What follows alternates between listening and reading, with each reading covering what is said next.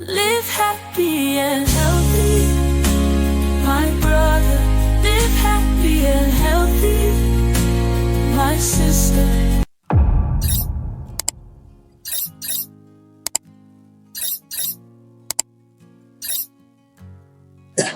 Do you really need to eat 3 square meals a day? Some people eat 3 times and have snacks in between, so they end up eating practically throughout the whole day. Some people eat at night. Human beings were not created to eat in this way, and continuing to do so is actually doing yourself a lot of harm. The title for today's podcast is Hormesis, Fast and Aim for a Feast. I had to learn some mnemonics to be able to convey this message in as simple and as practical as I possibly can.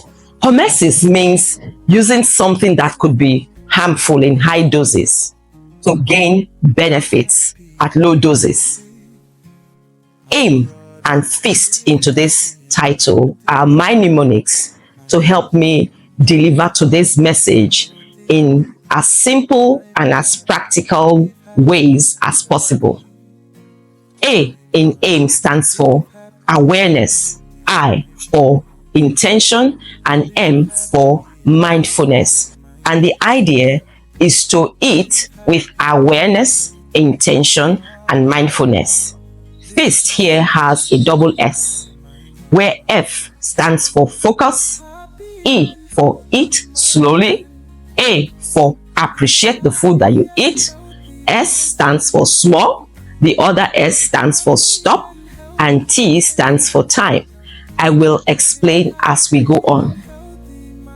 Allowing your body to go through periods when you are not eating or drinking in order to gain the benefits of fasting when this is done intermittently and in adequate doses is what we refer to here as hormesis. Fasting is one example of how we could use hormesis. When you eat, there is need to be aware, to be intentional, and to be mindful. When we talk about feasting or feast when you eat, we mean that you should focus when you are eating. Getting distracted when you are eating is risky because you end up eating more, and that's not good for anybody. So when you are eating, focus on your food. Don't watch TV or read books or use digital devices when you are eating. E in feast stands for eat. You should deliberately, intentionally eat slowly. Savor the food. Research has shown that it takes 15 to 20 minutes after you start eating for your brain to signal that your stomach is full.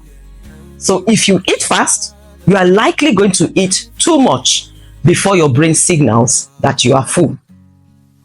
A in feast, in the mnemonic I created by the grace of God, means appreciate the food.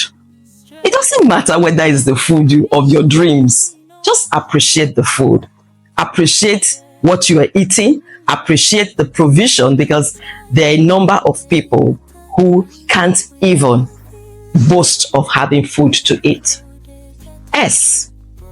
The first S is actually a dual L. S. Eat smaller portions deliberately.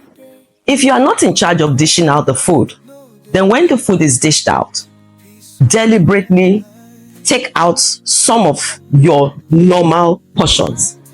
And to help you eat smaller portions, you need to deliberately change the size of your plate. So eat smaller portions using smaller plates. The second S in feast stands for stop eating. Yes, I know we all know when to stop. I have been guilty of this. Sometimes the food is so palatable, so delicious, that I have eaten till I just couldn't get up from where I ate. That's causing self-harm and something I no longer do. So When to stop is not when you're full. When to stop is when you are no longer hungry. If you remember the first podcast where we talked about the blue zones, you may remember the Japanese in Okinawa. Before every meal, they recite Hara Hashibu, reminding themselves to eat moderately, to eat to be 80%, not 100% full. The T in feast stands for time. Allow time in between your meals. The recommendation is a minimum of 8 hours between two meals, preferably 12 hours between one meal and the next. Question is, why should I fast? Has it ever occurred to you that the reason for the name breakfast is that there is an expectation that you would have fasted during the night? So the minimum expectation is that you are not eating during the night. So if you had dinner at 7 p.m. and you are having breakfast at 7 a.m., you have actually achieved a 12-hour fast. And it's something that I believe practically everyone, except there is a compelling contraindication, can achieve.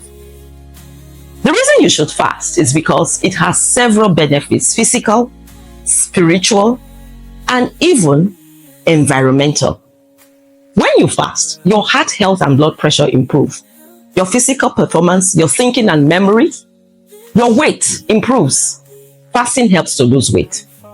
Fasting also reduces resistance to insulin. Insulin is the hormone that helps us to metabolize glucose. And one of the reasons people develop diabetes later in life is because of resistance to insulin. So even though they have insulin, it's as though they don't have. And one of the things fasting does is to reduce resistance to insulin. Fasting has been shown to reduce inflammation, and inflammation is what happens to the body in response to injury. Fasting also facilitates, stimulates the repair of damaged cells.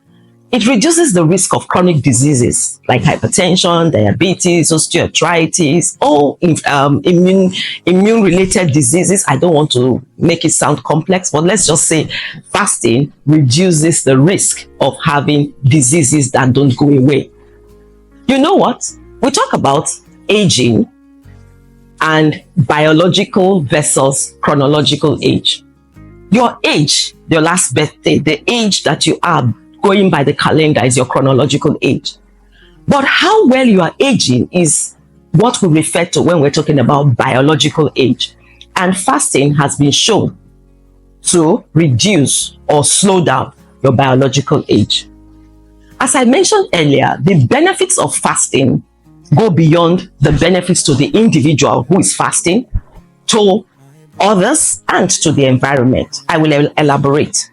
I found an interesting article published by Khaled Trabelsi and colleagues in the Frontiers of Nutrition in November 2022. It's a very long title, but part of the title reads Religious Fasting and its Impacts on Individual, Public and Planetary Health. This is an article, if you have the time, I would encourage you to read. The language is simple and you find it an interesting read. In that article, the authors talked about the benefits of fasting, not only for the individual, but also for public health, the environment, and the entire planet. One example is the fact that when people fast, the consumption of ultra-processed foods is reduced. Ultra-processed foods are foods that are made industrially using processes that degrade the environment. Examples are processed meats, sweet beverages, chocolates, frozen meals, fast foods, etc. So when people fast, there's less consumption of this, less demand for ultra-processed foods, and the individual benefits, the environment benefits, and the planet benefits. So when you eat, apply the mnemonic aim and feast to your eating. Aim, again, means eat with awareness, intention, and mindfulness.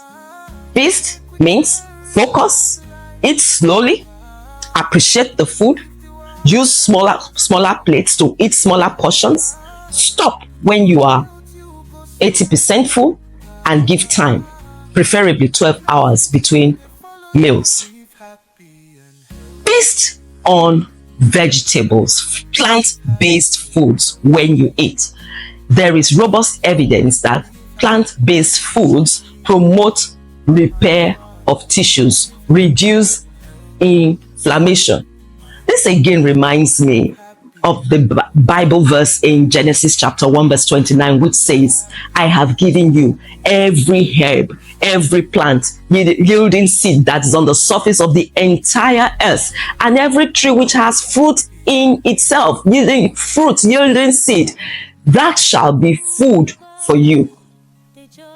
So it may sound intimidating when I tell you that the recommendation for plant-based eating is to aim to achieve eating 30 different plants per week and 3 to 5 colors, natural colors of fruits and vegetables every day.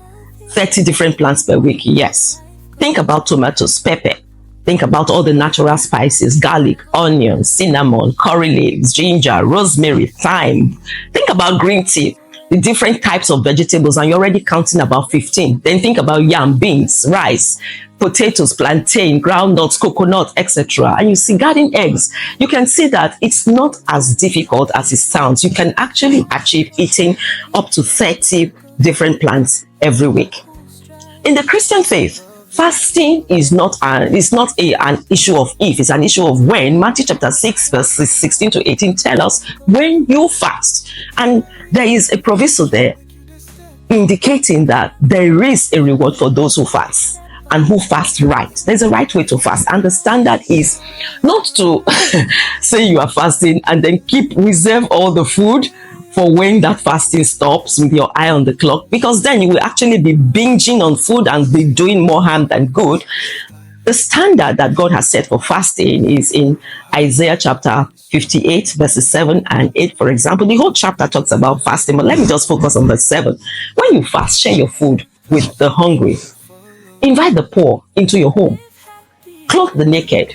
Be available to your family. So this for me means that fasting is more than just about food. It's about doing good to your world, improving the world in which you live. And the benefits are not just physical, but also spiritual. Your light will break forth like the morning. Your healing will be speedy. Your godliness will lead you forward, and God's glory will protect you. Remember, please, that at the beginning we said that hormesis is using something that could be harmful at high doses to do good at low doses. So be careful. People have been known to get themselves into trouble by fasting inappropriately. Going without food, without water for 3 to 7 days, beyond 3 to 7 days may be dangerous. We are all different. You need to know who you are and how your body ticks.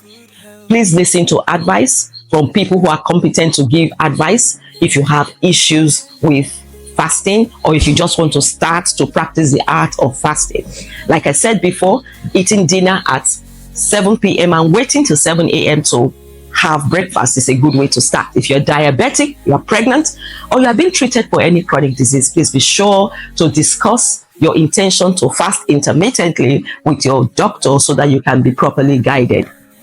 I hope you have found this episode helpful, and if you have, please subscribe to our YouTube channel. As you are aware, you may not be aware that it's free, because somebody actually asked me, I don't know how much it's going to cost, that's why I didn't subscribe. So it's free. We'd also like you to share the podcast and hit the notification button so that you stay updated on our latest videos. If you want to get more resources, then you could go to our website at itoaje.com. You can also connect with us on Facebook, Instagram, Spotify, Amazon, and Apple Music. It's always a pleasure to hear from you, and I'm looking forward to reading your comments in the comment section. See you next time. Live happy and healthy, my brother. Live happy and healthy, my sister.